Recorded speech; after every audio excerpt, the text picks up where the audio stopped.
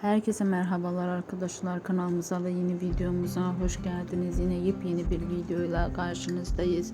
Yakışıklı oyuncu Burak Özçivit ve onun partneri Neslihan Atagül'den çok güzel fotoğraflar geldi.